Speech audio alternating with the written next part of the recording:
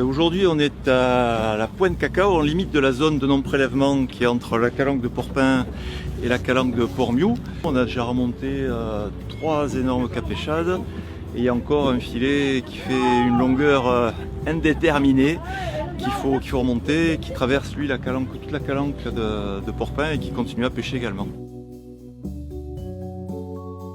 Alors il y a beaucoup de filets qui sont perdus en mer, souvent liés soit à des problèmes météo, c'est quasiment toujours un accident. Il y a aussi des problèmes des fois avec les bateaux de plaisance qui se prennent dans les bouts dans les hélices, qui coupent le bout et le filet est perdu au fond. Ça arrive régulièrement qu'en plongée, du coup on trouve des filets.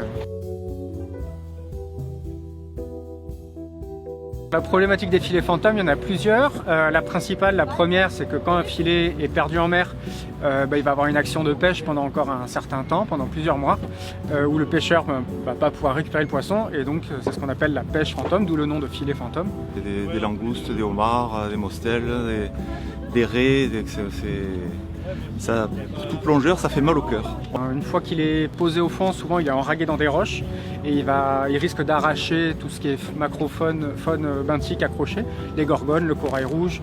Il y a de la posidonie, il y a de tout là-dedans. Et en plus en limite de la zone de non-prélèvement. Donc si à quelques mètres on met une zone de non-prélèvement pour protéger la faune, la flore et lui permettre de se développer, redévelopper, et que juste à côté on a un filet qui fait probablement plusieurs centaines de mètres qui continue à décimer, c'est aberrant. Ensuite c'est du plastique et les filets qui restent pendant des années au fond risquent de se dégrader en microparticules de plastique.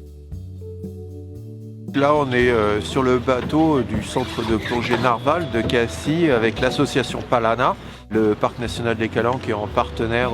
12 plongeurs opérationnels à la fois en sécu surface à tour de rôle et ensuite sous l'eau. La première équipe est allée sur une tête de roche pour commencer à retirer le filet précautionneusement et on l'a remonté en utilisant des espèces de sacs pour l'envoyer en surface. Après il y a une deuxième équipe qui a un peu rayonné tout autour de cette tête de roche pour pouvoir récupérer les différents morceaux aussi qui avaient été coupés, qui avaient été arrachés.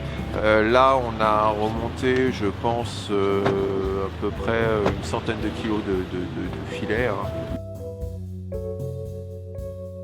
En soi c'est du nylon, donc ça se recycle comme beaucoup de plastique, c'est chauffé pour en avoir une sorte de pâte, ça fait on récupère du granulé à partir de ça avec une extrudeuse et à partir de ces granulés après on peut en faire un peu ce qu'on veut. Ça va dépendre beaucoup de la qualité du plastique qu'on récupère. On peut en faire du fil textile, on peut en faire du moulage, des objets moulés.